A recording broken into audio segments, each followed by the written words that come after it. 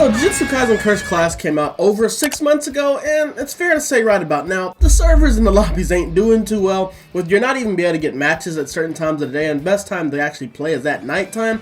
I'm not going to say the game's fully dead, but it's getting there, and I think a lot of things contributed to this. Of course, the game has its problems. I love this game, but I can understand a lot of people have some issues about some certain things, and I think a lot of people picked up this game thinking it was going to be something that it wasn't, and that's, I think, one of the biggest issues. What we're going to be talking about: can Jujutsu Kaisen be saved? Is the game finished? Or is there a way for this game to be revived? And I got some ideas of some things that I think they can add to the game and some things they can change. And also I'm going to go through some of the popular complaints that people have about the game and see if we can fix some of these things. But not all the things, because some of these things are just gameplay mechanics that people just don't understand, like meter management and knowing when to use a curse technique and understanding that not every attack is going to take off the health. These are simple things. But hey, man, if there's anything you might be interested in, make sure to like, comment, subscribe, turn the bell, do all those nice things, man. And if you're interested in seeing more anime game content, make sure to join my Discord. We talk about all types of anime games and stuff like that. And hey, man, we cover everything anime on this channel. But let's go and hop straight into this video. So, one of the big things, the first thing we got to talk about, and I think one of the biggest issues with Jujutsu Kaisen Cursed Clash that people had issues with, is the price. Me personally, I don't think you should be paying $60 to $70 for Jujutsu Kaisen Cursed Clash. Me personally, I don't think you should be paying $60 to $70 for any anime game. This is talking about Sparking Zero, Rebirth of Souls, Shinobi Striker. I don't think none of these games are worth 60 to 70 bucks in my opinion. I don't think anime games in general have as much content and just, as much effort put into these games that you get from other games, like all these big IPs like Elden Ring, all these other things. It's not even close. So honestly, this falls more so on Bandai when it comes to pricing, because they price pretty much all their anime games at 60 to 70 bucks. The only reason why certain games like, Ultra Rumble still has their life going even with their bad gacha system is the fact that they actually have the game free. Same thing with Dragon Ball The Breakers being at a cheaper price. That game is still alive. They gotta learn to make some of these prices lower for some of these anime games. So we look at some of the key problems that people actually have with Jujutsu Kaisen. The first thing we're going to talk about is the movement. A lot of people think that the movement is floaty, but it's floaty because the objects need to be cleared and the speed has to be slowed down to allow for collaboration with teammates, and it makes the gameplay different for people who want a little bit of a slower pace, because some of these anime games can move pretty fast, and maybe somebody didn't want to hop into something that they got to sit here and strain their eyes and activate the Sharingan to be able to compete with. Now, there is some bad tracking with certain moves, like I think Maki's curse technique doesn't track that well. But one of the biggest issues I've saw is sometimes the high jump doesn't allow you to clear areas, and sometimes it can be hard to clear obstacles. I think the best way to fix this will just be adding a triple jump to all other characters while giving Toji 4 jumps, since he already has 3 right now. Another big complaint is the huge recovery speed. There's a lot of long recoveries in Jujutsu Kaisen. A lot of people say they feel like they're spending most of the time on the ground or most of the time watching the fight because you're getting knocked back, but you have to realize they do this on purpose because they're supposed to punish you. You're going to get punished for making the wrong move. You got to actually be strategic and use your moves at the right time. If you do the wrong thing, you're going to get knocked back, you're going to be laying on the ground, and you're going to be watching your teammate getting their ass kicked, because that's what Jujutsu Kaisen is. A lot of people are wanting this game to be like a one-on-one fighter. That is not Jujutsu Kaisen. One-on-one fights do not happen that often in Jujutsu Kaisen. Almost every fight is jumping. This is the type of game that Jujutsu Kaisen needed.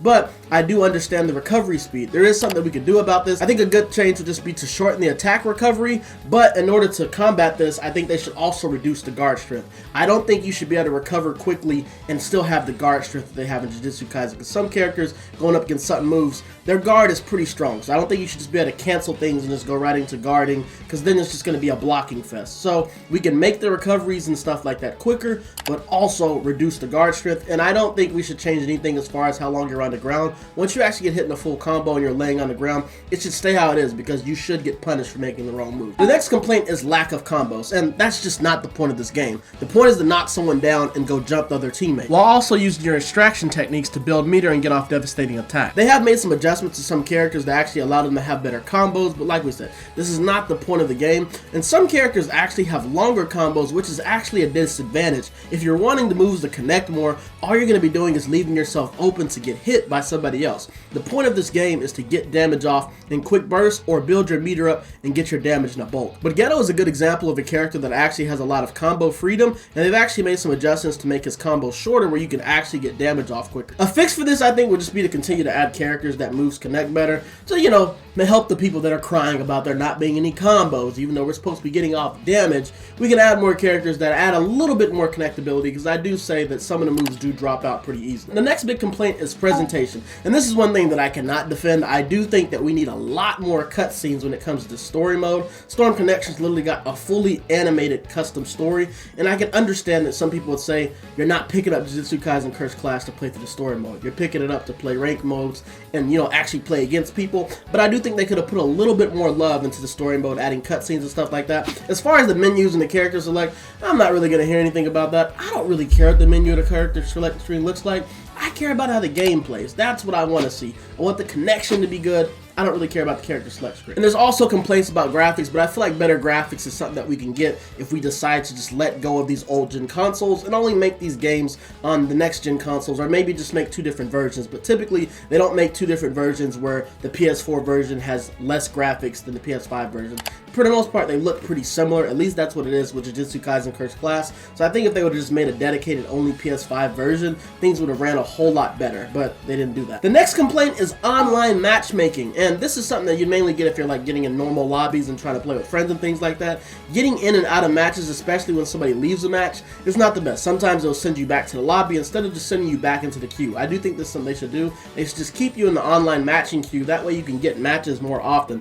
Honestly, you feel like you're spending a lot of time waiting to get in the matches because you're constantly have to go to the lobby. I think a good change would just be to make it where you stay in the queue. And then lastly, those are all the complaints, but we got some new features that I think would help bring some life to the game as well. I think a 1v1 mode would be pretty good. They can make it casual or ranked, and I think the joints would just turn into like a hard knockdown, kind of what you normally get, just allowing somebody to get knocked down so you can maybe go pop off your domain or something like that. I think 1v1 would make this a lot better in the sense that maybe some people that don't have friends can still hop on and get some matches and maybe even just try some combos against certain people. Of course, there would be certain characters that would absolutely dominate this mode, like Panda and things like that. I think this would be pretty fun, and it would bring new people to the game. The next one is going to be a last man standing mode. I think this would be pretty cool. Basically, it'd have like maybe 4 people, and I think the highest amount of lives by the time the time runs out would be the way this works. And basically, the joints would stay as hard knockdowns, and you would spectate after you die and be able to cheer. Kind of similar to how it is like at Ultra Rumble. Whenever you die, you can cheer. I think that's how that works in this last man standing mode. That'd be pretty cool. 4 people in there, y'all all have 4 lives, and maybe y'all are going to be jumping the shit out of Sukuna or whatever y'all are doing,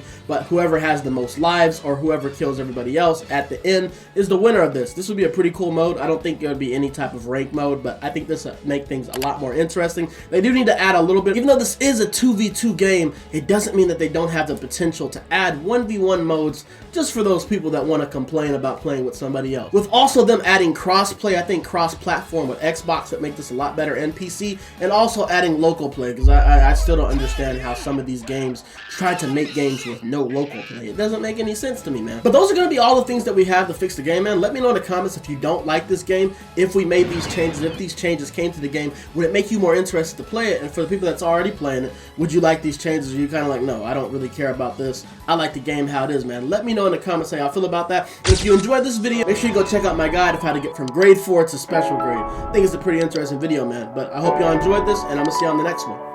We out.